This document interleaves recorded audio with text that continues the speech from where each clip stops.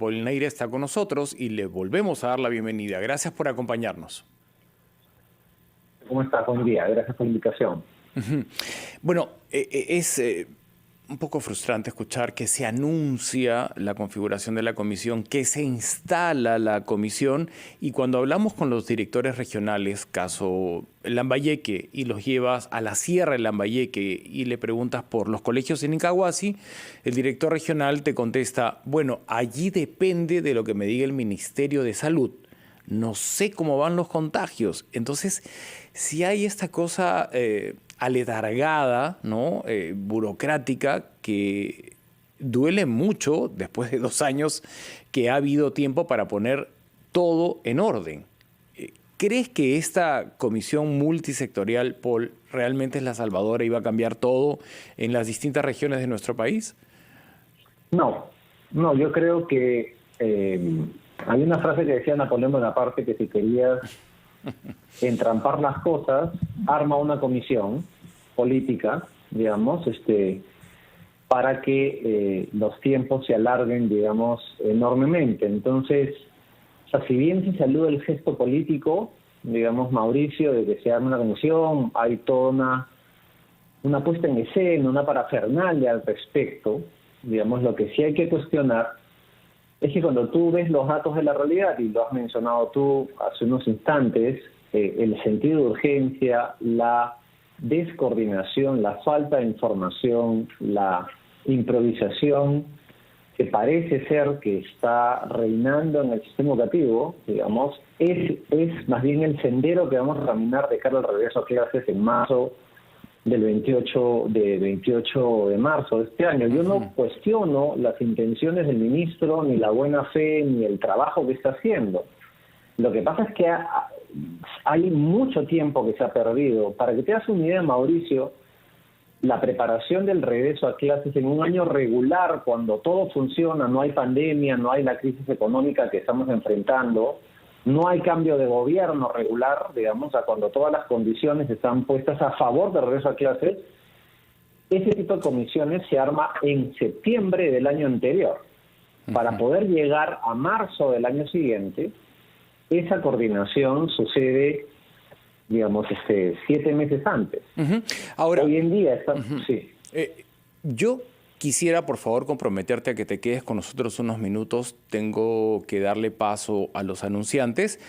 pero hablaba con muchos jóvenes que han terminado el quinto de media y me contaban cómo habían sido sus clases y la cantidad de plagios sucesivos que han hecho en los exámenes vía WhatsApp entre ellos, y sumamente conscientes de que no han aprendido casi nada. Cuando alguien toma conciencia de que no aprendió nada y ha terminado quinto de media, normalmente en la escolaridad regular, presencial, había una nivelación para el primer ciclo de universidad, porque si no te revuelcan. El nivel de quinto de media, primer ciclo, ya en tiempos convencionales, era de una brecha gigantesca, que los jóvenes tenían que poner mucho de su parte para nivelarse y pasar bien el primer ciclo. Ahora, en base a estos testimonios que he recogido, ¿cómo los van a compensar? Si ellos mismos están conscientes que ponían una foto de ellos y se iban a dormir y no escuchaban al profesor porque se aburrían, y que cuando venía el examen se metían a Google y sacaban todas las respuestas. Eres un experto en educación, ellos quieren nivelarse, ¿cómo lo podrían hacer? ¿Qué estrategia hay paralela al retorno a clases para compensar el desfase que ellos tienen también? Volvemos contigo, Paul. El tiempo que nos ha esperado, él está comprensiblemente preocupado, al igual que muchos especialistas y padres de familia, por la lentitud con la que se vienen preparando la mayoría de colegios y profesores para este retorno a clases, que no es convencional, que los niños llegan con heridas emocionales visibles que hay que atender y con protocolos que no terminamos de implementar. Le sumaba a esto la cantidad de jóvenes de quinto de secundaria que están conscientes que no entendieron ni aprendieron nada en el transcurso del año. Y sin embargo, están dispuestos a ir a un primer ciclo universitario. ¿Qué tipo de nivelación se ha previsto para estos casos? Te escuchamos, Paul. Tu pregunta es muy acertada porque no solo se aplica para el caso del cierre de la escolaridad, es decir, a quinto de secundaria, sino que sucede en realidad no solo en todos los grados, sino que es bastante dramático en ciertos quiebres o bisagras, digamos, del sistema, es decir, los niños que pasan de preescolar a primero de primaria sin saber leer, sin haber tenido el aprestamiento adecuado para poder escribir, lo que sucede del paso de tercero de primaria a cuarto de primaria, en el caso de matemáticas, en el caso de sexto de primaria a quinto de primaria, en realidad, digamos, hay una serie de momentos muy álgidos en la trayectoria del proceso educativo que hoy en día están siendo visiblemente afectados producto de la pandemia, pero sobre todo porque los planes para poder mitigar el impacto del cierre de clases en los estudiantes no los tenemos claros y no sabemos cuáles son. Un segundo elemento respecto a tu pregunta, antes de entrar directamente a la solución práctica, tiene que ver con que cuando uno ve esto de acá es imposible no comprender o analizar, digamos, que hemos dejado a los estudiantes a merced, digamos, de lo que puedan hacer y no lo que el Estado le plantea a ellos, una solución de puente para ayudarlos a enfrentar la crisis que ahora recién vamos a comenzar a entender la profundidad de la misma una vez que regresemos a clases. Dicho eso, entonces, yo creo que existe un conjunto de recursos educativos de libre disponibilidad en Internet, a la cual los estudiantes deberían poder acceder, uno, dos, y el segundo elemento es que tenemos que hacer un llamado, digamos, a las universidades, a las instituciones de educación superior, tanto CEPROS como institutos, como universidades, para que, sabiendo, digamos, de que los estudiantes que van a entrar a las aulas van a venir con estos vacíos,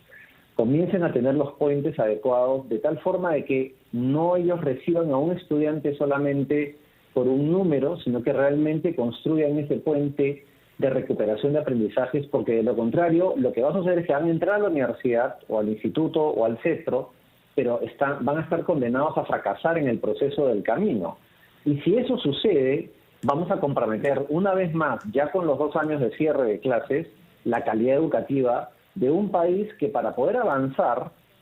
en su desarrollo económico, en su desarrollo social y desarrollo ciudadano y político, va a necesitar de personas formadas con el más alto nivel de calidad que se pueda obtener. Y eso, de nuevo reitero, no está sucediendo. Entonces creo que el peso, digamos, va a recaer en las instituciones y no necesariamente en un plan ordenado, porque de nuevo no lo tenemos claro por parte del Ejecutivo, que representa al final del día, digamos, la responsabilidad de gestionar los intereses públicos de educación de todos los peruanos, ¿no? Hoy se instaló,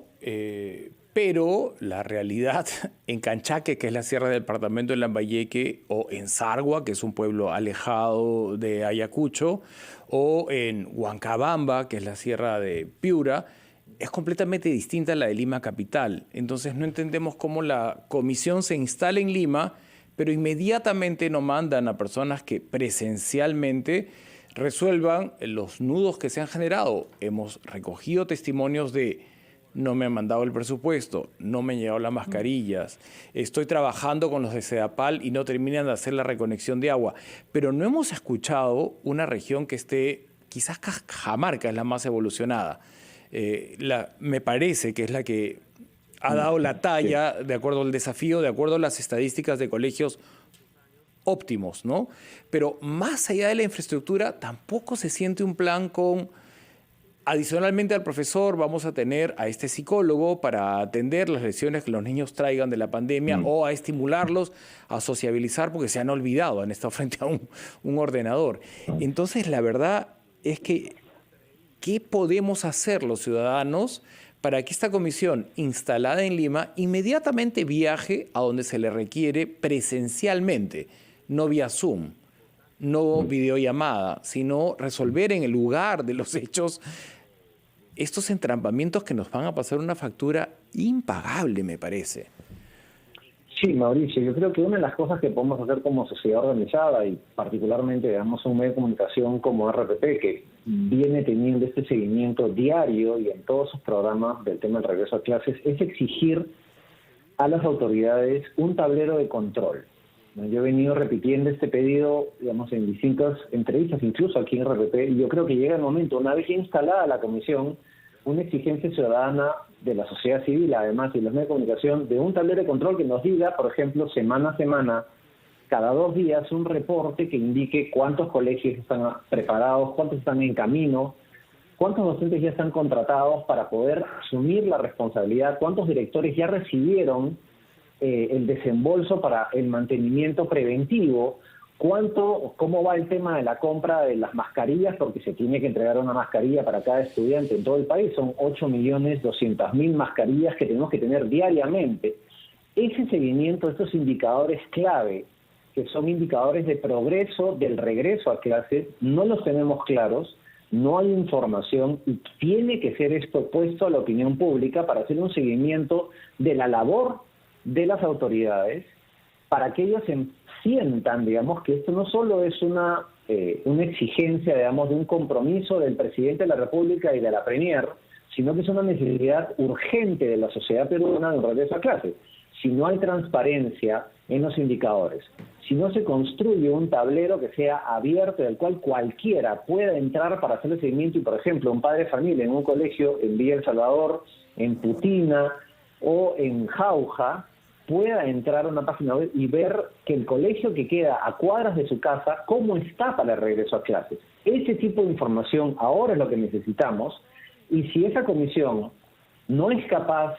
de ponerla en práctica, entonces va a tener que ser una responsabilidad de la sociedad civil exigir eso, y así como arrancó una página como Open COVID Perú, que en su momento era el centro neurálgico del seguimiento del avance de la pandemia en nuestro país, vamos a tener que crear entonces una solución de ese estilo, porque de lo contrario vamos a andar a ciegas en este proceso y no se va a dar el servicio educativo a los peruanos que tanto lo requieren. De acuerdo, queda pendiente entonces escuchar si esta comisión creará esta suerte de tablero de comunicación abierta para ir reportando cómo se subsanan los errores que se han puesto sobre la mesa en las distintas regiones del país. Gracias, Paul, y hasta una próxima oportunidad. Gracias a ti, Mauricio.